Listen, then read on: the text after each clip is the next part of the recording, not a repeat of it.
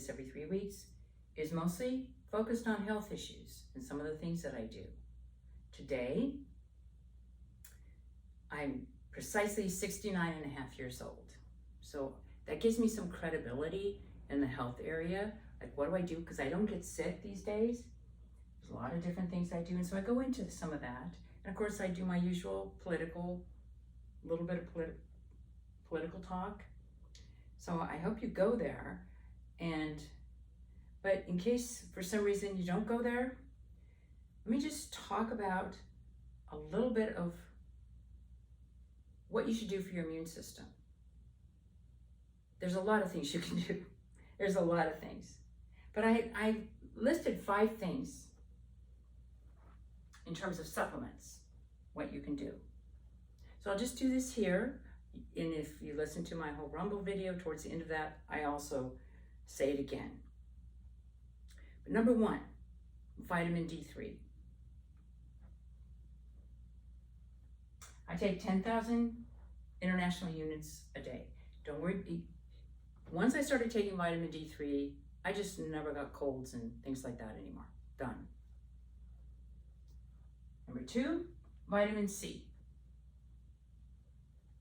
I take 2 to 3 grams per day, unless it's a fasting day, which I try to fast. I started fasting again, so I try to fast every once in a while, and then I don't need to take anything. 3, zinc. I personally just take 15 milligrams a day, and I use Jarrow's Zinc Balance because it's available on Amazon, because it includes 1 milligram of copper for each 15 milligrams of zinc. And if you need more, take 2 a day. And if you're sick, take 3. But I always take it with food because on an empty stomach, zinc kind of makes you feel nauseous. It makes me feel nauseous. Number 4, quercetin. Quercetin. Any brand is fine. It's widely available. I take 500 milligrams twice a day. I spread it out. And you can take it on an empty stomach, doesn't matter. I had been using it for anti-aging purposes because it contributes to autophagy, which is cleaning out dead stuff, proteins and things from your cells. By the way, fasting is great for autophagy. But I found out during COVID that quercetin helps the zinc get into the cells to kill the virus, to kill viruses. And number 5 is N-acetyl-L-cysteine, also known as NAC. I've been taking this like 30 years now, and I take 2 capsules a day, morning and afternoon. Again, it can be on an empty stomach,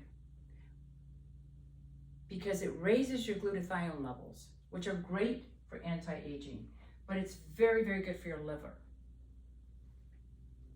In fact, it's used, N-acetylcysteine intravenously is given for acetaminophen, which is Tylenol poisoning, which can destroy your liver if you take too much.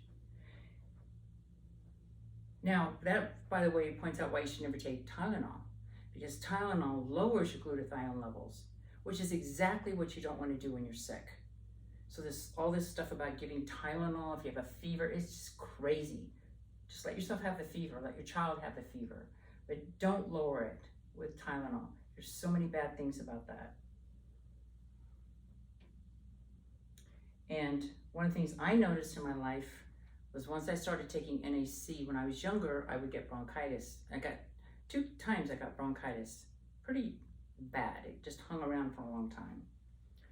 And never have I gotten bronchitis. It used to be if I got like a sore throat, I don't even remember what that's like anymore.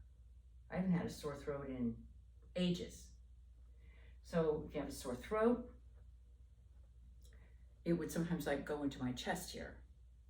Never happens with NAC. And I noticed it was hard to get during COVID. They kind of didn't want people to have it because it helped them. I get mine from lifeextension.com. I don't know if it's available more widely, but I noticed it wasn't available on Amazon. I was trying to tell people about it. So I just thought of one more thing I can talk about, which I didn't talk about on Rumble, and that's these AirPods. I just watched on Children's Health Defense some problems with wearing the iPods. You're getting too much RF, Bluetooth through your brain or whatever. But here's what I do. I don't do it very often.